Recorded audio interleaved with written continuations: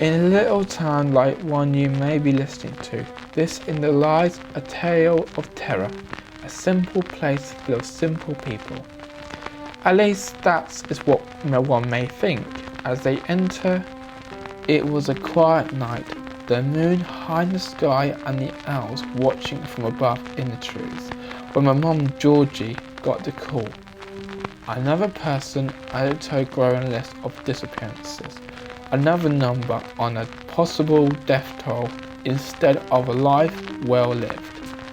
Sheriff Jonathan, an honest and yet unreliable man, had brought Georgie to this very town in the light of the increase of missing people. Not even a hello was given to her as she entered the building, just an article the same as the one she held just a few days prior to her arrival, except this one had a different number.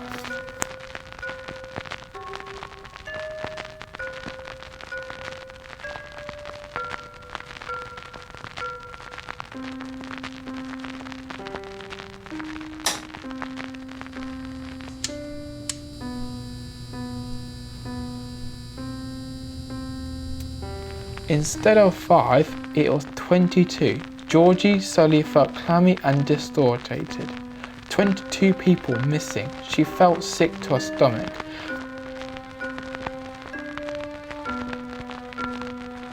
The sheriff slowly strolled out of his office. He looked grey and fed up. Many sleepless nights, most probably. He quickly filled Georgie in on where they were at in their investigation and threw the article down on the table. 22 missing, he shouted. Afterwards, it appeared he was relieved to get off his chest, but for Georgie, her nightmare had just begun.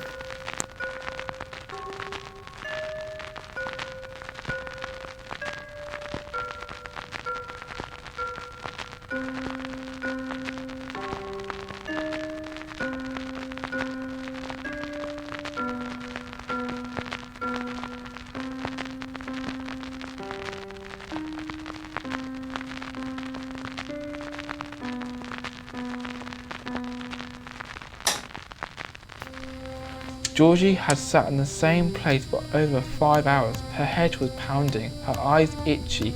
The amount of research she had done and still no reliable connection at this point. She is feeling sleepy.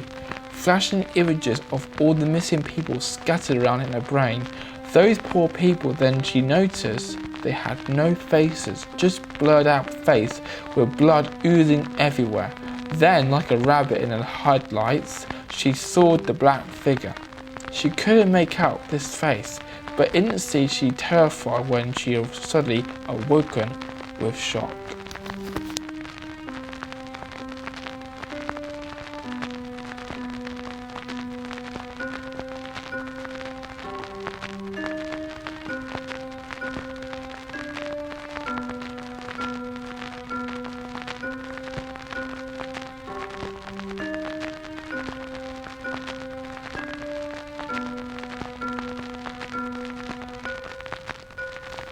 Georgie woke with the sun shining in her face.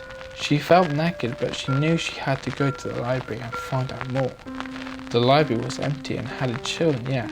Georgie headed towards the aisles of the town's history to find out more. Georgie was puzzled of how the majority of the town's history was all based near the woods. Suddenly, she heard a thump and spun around. There was a book lying directly behind her. The pages started to frankly flip and landed on a page she recognized. The picture on the page from her dreams. She saw the woods and the missing people.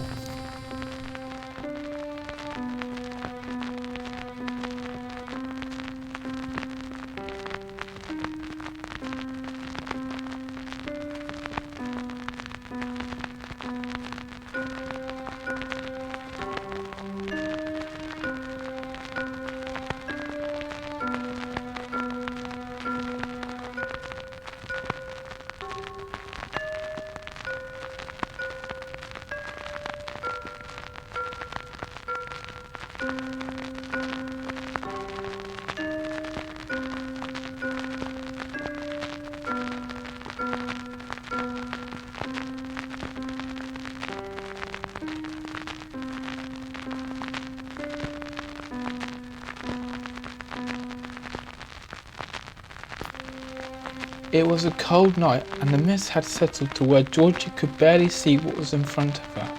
Every ounce of her body wanted to turn back, but something told her to keep going.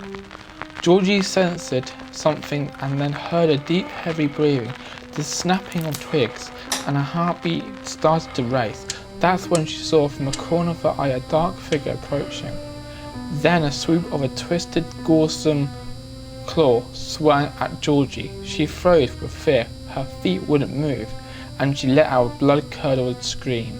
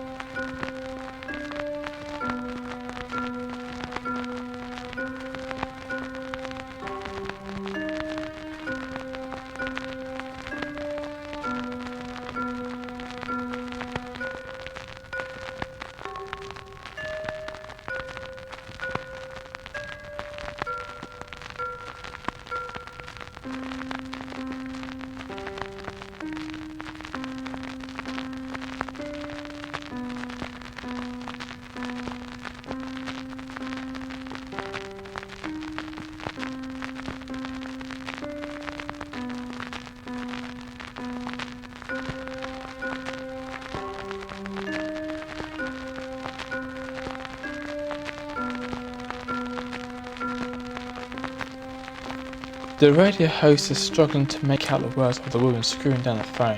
The phone started to break up. The radio host is speechless at the frequency of the radio as it didn't add up.